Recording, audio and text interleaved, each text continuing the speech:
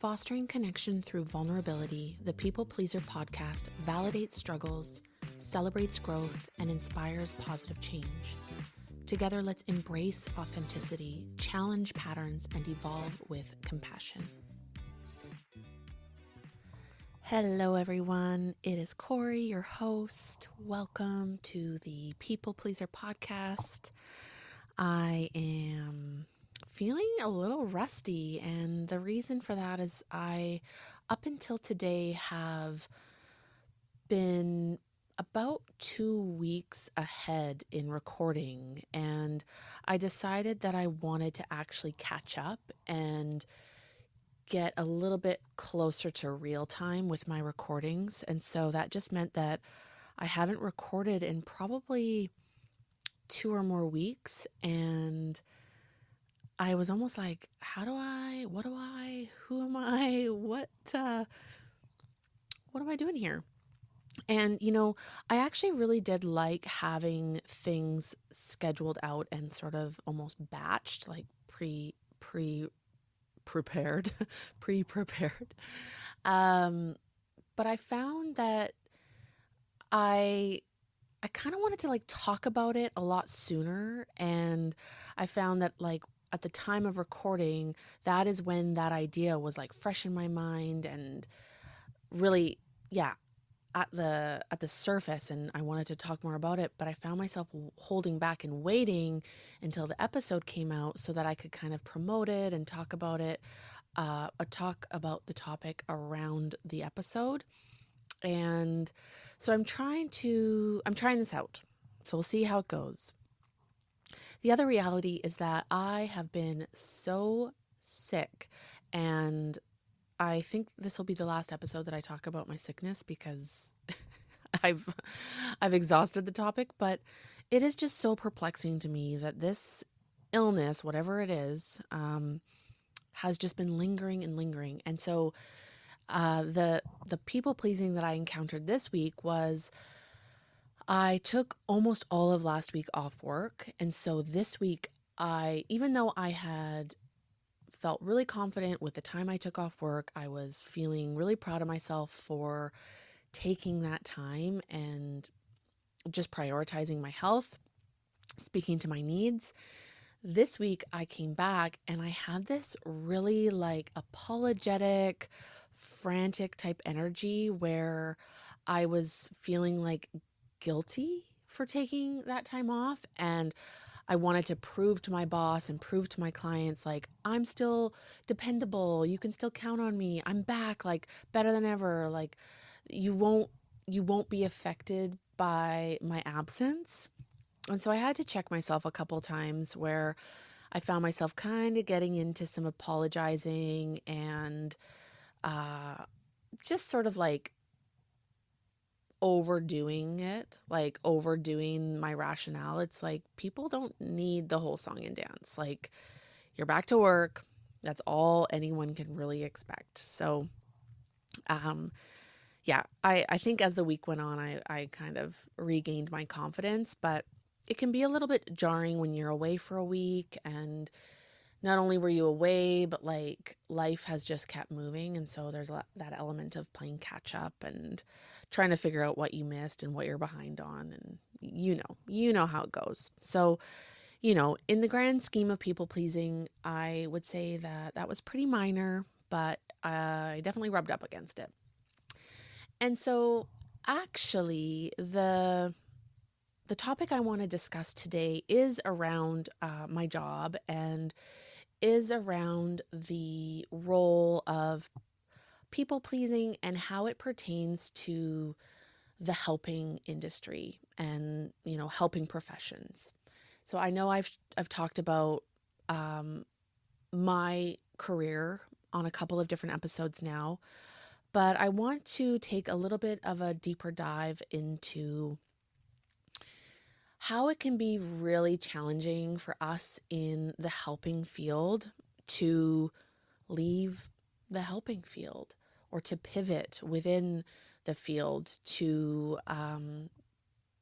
seek out alignment, to take care of ourselves. So without talking around it for too much. I just want to get right in. So my my experiences in the nonprofit, at the counseling, the helping role, really did start at a young age, kind of right out the gates of high school. I started to pursue my career in working with kids, so working with children, youth, families. And I have done a lot. I've had a lot of different jobs, but they have all been within this specific demographic and um, this field of work. So I started as an after school care leader that transitioned into summer camps. I worked at a youth drop in program. I ran youth programs at a community center. I was a support worker, so working one on one with kids that had developmental challenges or different physical challenges. I worked at a camp for the blind and visually impaired. I ran a boys and girls club. I was a youth employment counselor. I was an outreach counselor. I was a high school counselor. And now I'm working in a mental health counseling role. And so they've all kind of been a progression, and they've all been these building blocks, one leading into the next. And so in terms of career development, I have really like I've worked my way through different positions and different ranks, certainly different pay brackets. I can say that, I started to really feel proud of myself when I landed my job as a youth and family counselor at a high school. That felt like a really significant move for me. And it actually was what I had considered my dream job for so many years. That was the goal. The goal was getting that job. And then I got that job. And I realized that I absolutely loved that job. I felt so much purpose. I felt really good at it. I was getting really good feedback. I had a very busy caseload. I was getting, like kids wanted counseling. Like that was just so amazing to me that I could facilitate these youth, like working on their mental health and working to improve themselves. This felt deeply, deeply impactful and valuable, and I felt very aligned with my purpose. However, the pay was never enough. And that was my one and only reason for leaving that job. That job was something that I thought was my destination. I thought that I had hit a home run. I thought that I'd crossed the finish line. I thought that I'd done some other type of sports analogy. And it wasn't that, because it just didn't provide me with the income and the stability to actually pursue it full time. And it was really hard to reckon with that, because when I started working at that school, I actually got to mentor under my high school counselor. So the school that I worked at was my high school that I graduated from. And when I got the job, the counselor who trained me was my counselor. So she had been doing this as a career for, I think, around 30 years. That life no longer exists for us. The income has not caught up with our cost of living. And especially in a city like Victoria, where, rent or buying a home, like the groceries, like basic needs, are just so expensive now. So that was a little bit more of a tangent than I was intending to go. But basically, I continued to look for another job. And so I left that job and I got the job that I'm in now, which I've been in for almost 2 years. It'll be 2 years in September. And I'm a mental health outreach counselor for a nonprofit organization. I work one-on-one with youth towards their mental health goals. And a huge draw for this job was the paycheck. And unfortunately, this type of work, I have learned that doing it for the values and the ethics of it all, like the purpose, isn't enough because it doesn't pay enough. And so the entire time that I've had this current job, and honestly, like I will be really transparent, it's the most money I've ever made in a job, and it's still not enough.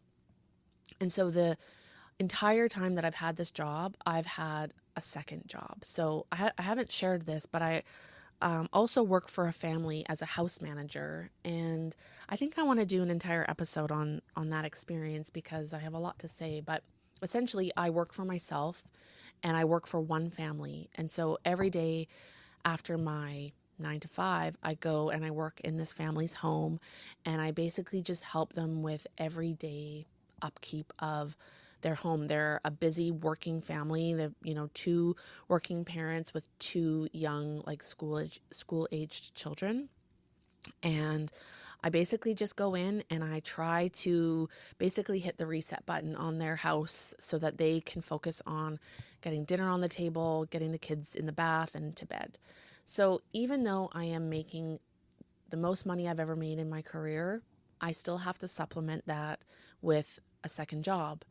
And it has made me start to think about leaving the nonprofit world and pursuing something different.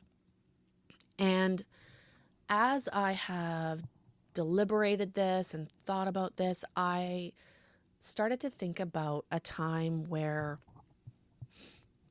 a mentor of mine, so I was a volunteer at a suicide prevention crisis line. So it was essentially actually, it wasn't a crisis line, it was a chat service. So children and youth, or youth, I forget the ages, but if they were thinking about suicide, thinking about harming themselves, if they were in any type of emotional distress, they can chat in on this like live chat. And I was a volunteer there, so I was on the receiving end of these messages, and I was essentially providing emotional, like trauma informed support. And at my time of volunteering there, I had this amazing manager. I looked up to her so much. She was such a valuable asset to our community in the world of youth mental health. And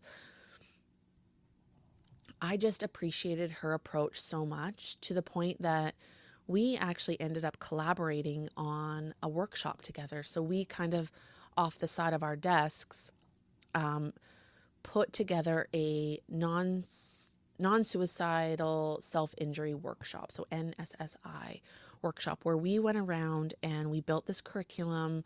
We built this workshop that we could provide to parents and caregivers, as well as other professionals in the field, to inform them on NSSI, to basically demystify some of the kind of outdated fears, concerns, worries, worldviews on self-injury.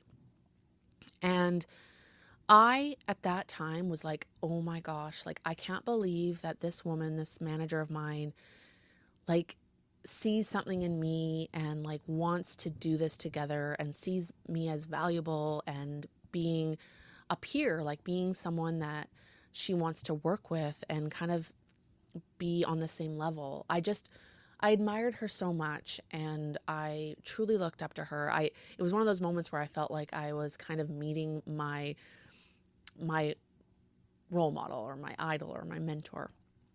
And we had run a few of these workshops together, and I was just feeling like really inspired by this. I was like, you know what? Like, this might be something that I could really go and like create more. And like, it kind of started to, I had these little sparks of inspiration. Like, maybe I could create something of my own. Like, maybe I could be a facilitator. I could, start building my bandwidth of like working for myself and doing things more freelance.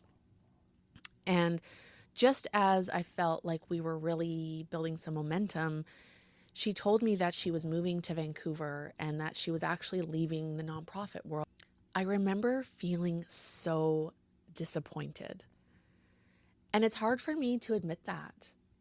And it's not that I didn't want her to pursue her next chapter, her dreams, continue to build on herself. Like, it was a very selfish moment for me where I was like, no, like, you can't leave. Like, not only was I like, but we're just getting good, like, we're doing something, and, I'm really like feeling motivated. And a lot of that was tied to like this partnership.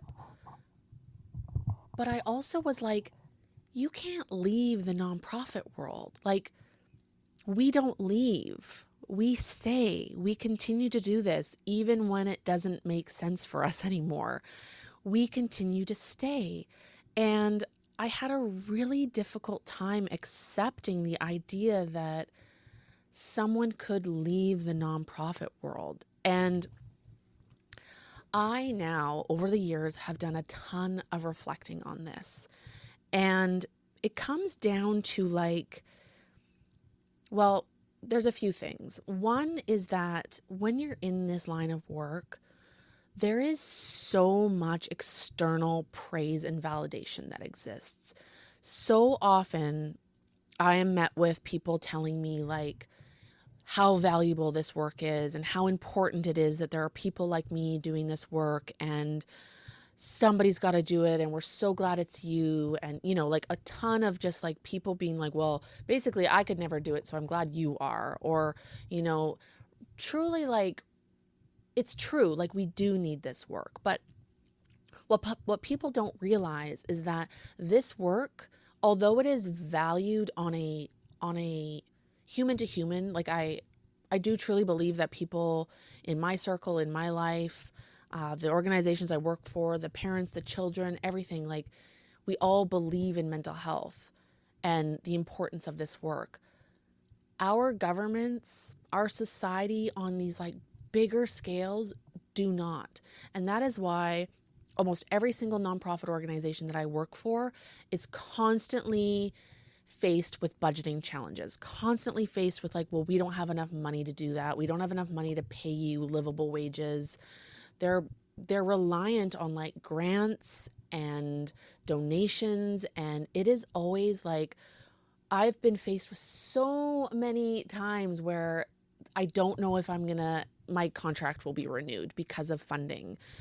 When I was at the school, we were constantly like, they would never just sign us on indefinitely. Every year we had to renew our contracts. And I was, lucky enough to inherit a full-time position. But people who came in after me, like, they were kind of cobbling together like hours from this budget and that budget. And then when we used that money up, there wasn't money to replenish the pot. So people would lose hours. And I mean, I'm fairly certain I'm preaching to the choir right now, but like, there's so much financial stress in these jobs. And not only that, these are hugely emotional jobs.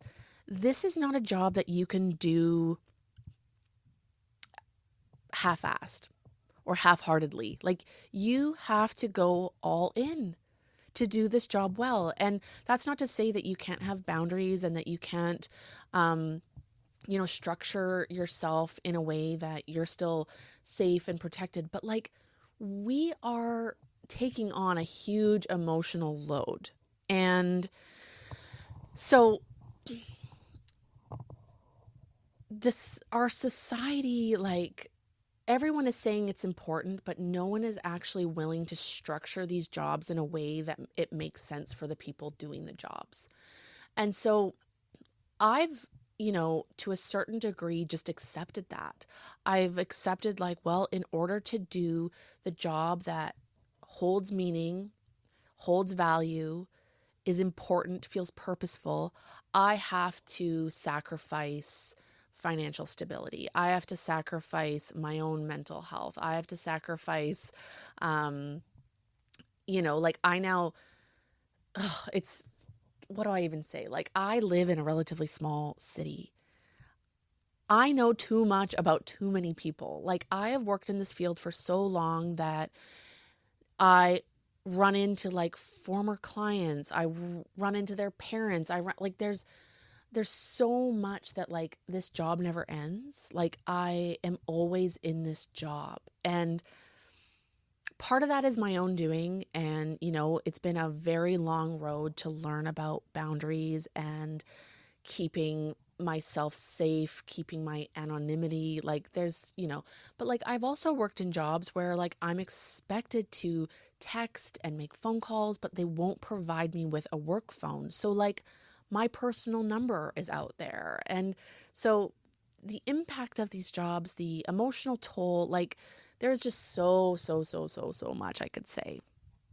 However, to kind of get back to where I'm going, this experience of losing a mentor to the for-profit world was very new to me. I truly don't know that I fully processed it until recently. And when it came up recently, it was because I am now at the place where I'm like, maybe it's time for me to go out on my own.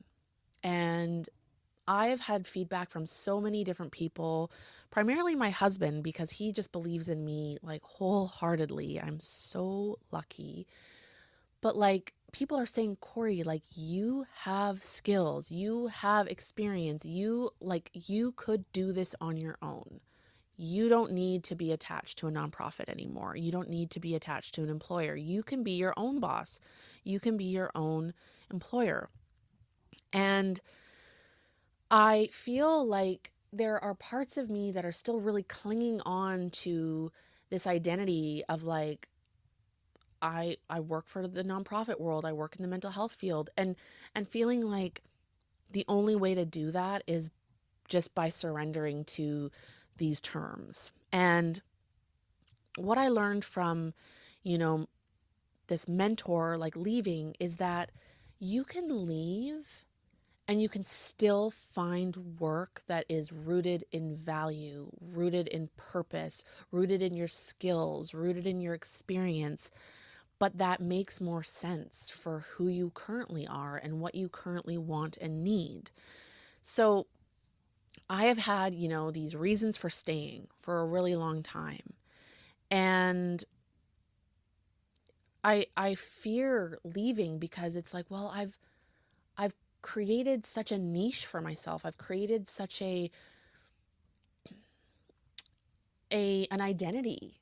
So much of this is rooted in my identity. Like when people think of me, they think of the work I've done, or that's my perception anyways.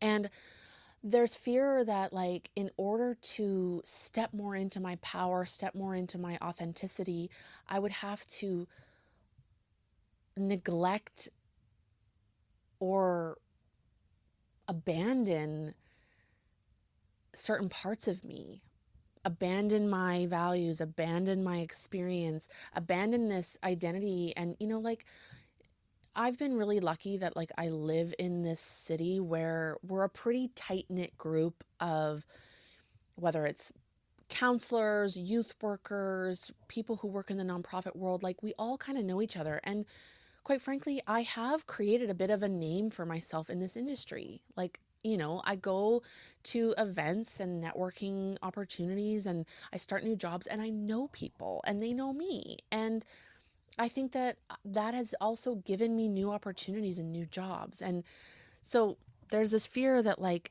by pivoting, by leaving this field that like I'll be losing all that.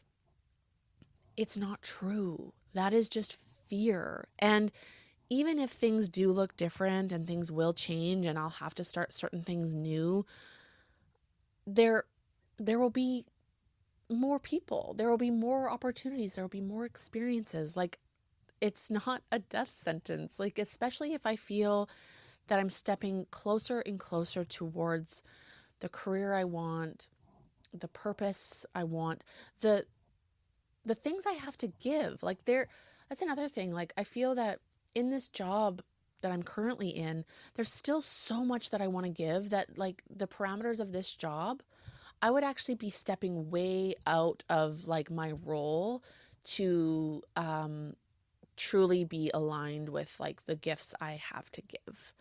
And right now, those are my boundaries that I don't feel that I am being compensated enough to bring all of myself out. So I'm actually shrinking myself and shrinking my gifts and limiting what I have to offer because I feel like you don't deserve it. And it's not the clients don't deserve it, the families, it's not that. It's that I'm not being recognized or I'm not even being asked to do some of those things. And so I'm feeling a little bit hesitant to give more because I'm already giving a lot. So there's a lot of fear that is wrapped up in my reasons for staying. And let me tell you, fear is not a reason to stay. And I have to start looking at what would be my reasons to leave. And I this isn't me saying I'm going to give my 2 weeks notice or anything like that because that's not where I'm at, but it is me saying I have more to give. And what am I willing to do to step closer and closer towards being more aligned with my gifts, with my purpose, with my goals? And so step 1 has been to think about what I am getting out of this job. Think about, okay, it's not all bad. Actually, it's mostly good.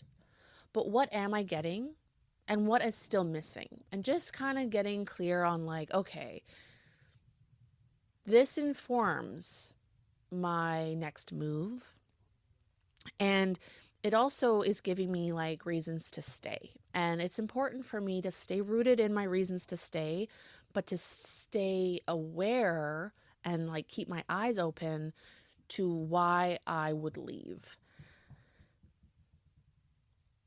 I have also been, while working in this job, I've been cultivating some really strong entrepreneurial skills with my house manager job.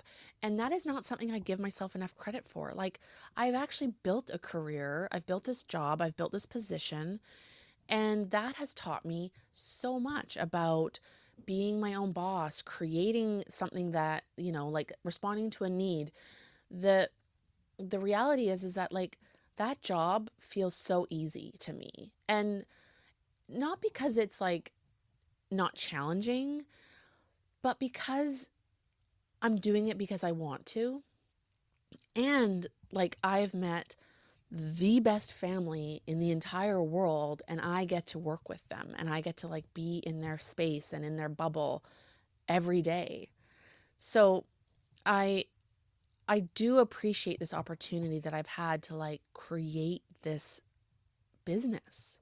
This is my own business I've created, and I never give it enough credit. The other reality for me is that I'm in a bit of a funny situation in terms of immigrating to the United States. And I have said to myself that there's no, what, like, I'm going to stay at my current job until I move to the United States because that's actually not that far away. And that's a selfish thing. Like, but that's okay because it makes sense. It makes sense for my employer. It makes sense for me. Like, there's no shame. And I've been honest with my employer about my motivations, and that has been enough. That has been that's all they need from me, all they expect from me is just honesty, transparency around my motivations, kind of my plan. And unfortunately, I don't have a whole lot of say on my plan and the timing of it all. And so all I can really do is just keep my employer in the loop. And that's what I plan to do. So I do see my moving to the United States as kind of that's when I can kind of clear the slate and start something new. So that's actually really exciting because, I'll be moving to a new city, or what's a town. a new country. I'll be living with my husband, who is a small business owner. So there's going to be a lot of change on the horizon. And I'm willing to just kind of like ride these waves for a little while and see what happens. It's something that I can't really micromanage and control, which has been challenging because I love to control and micromanage my own life. And the biggest decision that I've made to move me closer towards living authentically, moving closer to my goals, moving closer to like being my own boss and creating something of my own is I'm currently in the application process for a master's program. And that was a huge move. I mean, I graduated from my undergrad 10 years ago. And I can't tell you, like, not a year has gone by where I haven't considered applying for a master's program. And truthfully, I haven't been ready. And I am ready now. I am ready because what happened is recently, or I guess it was last week, my therapist asked me to describe kind of my dream job.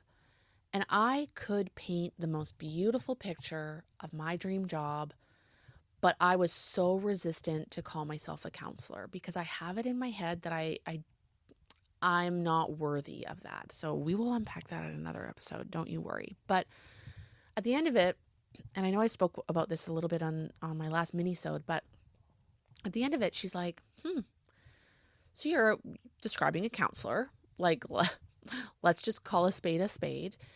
And it's true. And, you know, the beauty of this picture I painted is that I get to be whatever type of counselor I want. I get to work with whatever type of client I want. I don't need to do what I've been doing. I can carve out something brand new. And that is what I absolutely love about this podcast is that like I am just like honing in on like my own area of expertise, my own experiences, my own story. And I'm attracting people with similar experiences, with similar stories. And I do truly feel that I have purpose, that I have skills, that I have gifts to share with people that have kind of come from a similar place that I have, or that identify as a people pleaser, or identify as an empath, or have been in these helping roles. We share so many characteristics and so many similarities. And I do feel like I am at a point in my journey where I'm still doing the self-discovery, but I'm also ready to share my own insights, share my knowledge, share my gifts with people who want that help. So there's a lot to come. There's a lot that I'm still unpacking and figuring out. And I guess it was really important for me to share this topic with you because I do have a feeling that a lot of you who have tapped into my journey, tapped into this podcast, tapped into my social media content, we are very similar.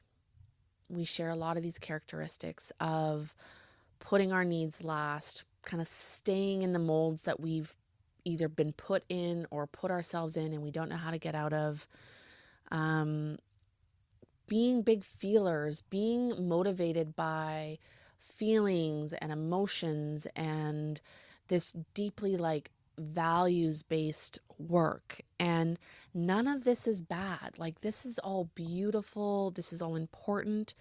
However, it's a common thing that I hear, it's a common thing that I experience is that we actually don't know how to then take care of ourselves. We don't know how to stand up and be like, I'm going to go out and I'm going to flip the script. I'm going to change the narrative and I'm going to go out there and do something for me.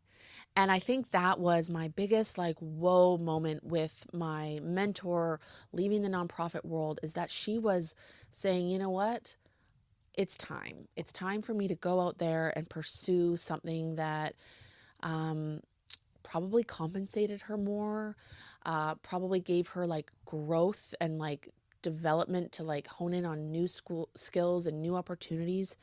And now like I've just recently like checked in on her LinkedIn, and I sent her a message, and like she is out there. Like she has created her own coaching business. She is like doing really meaningful work, and she came back to like she left the nonprofit world, but she's still so deeply rooted in her values, and like all that experience that she had in the nonprofit world, it's not gone. It's totally all part of her foundation and part of these building blocks towards the career she's now in. And who knows what, what changes are ahead for her. Like the we don't need to know that. And so I truly do see her story and this experience I had with her as inspiration, as a little bit of permission. And, sometimes when we can't find permission within ourselves, it's okay to look externally. If you get to where you need to go, sometimes it doesn't really matter how you got there. I mean, the journey is important, but there's no judgment on that journey. I hope this was valuable. I hope that this was inspiring in some kind of way. I am curious what this brings up for you in terms of where you're at, whether it's career or more on the creative side. Who knows? Like, who knows what you'll take away from this? I do hope it was something motivating and inspiring in some kind of way. So thank you for being here.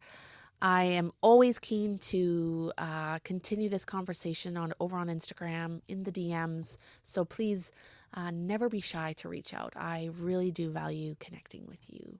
So thank you for being here, and I will talk to you. Once again, this is Corie with the People Pleaser Podcast. Thank you so much for your support. And if you did like what you heard, please consider leaving a 5-star rating and a review on either Apple Podcasts or Spotify. You can find daily content from me on both Instagram and TikTok. Both handles are at peoplepleaser.pod. That's at peoplepleaser, all one word, .pod. Thank you so much for listening, and I will catch you on the next episode.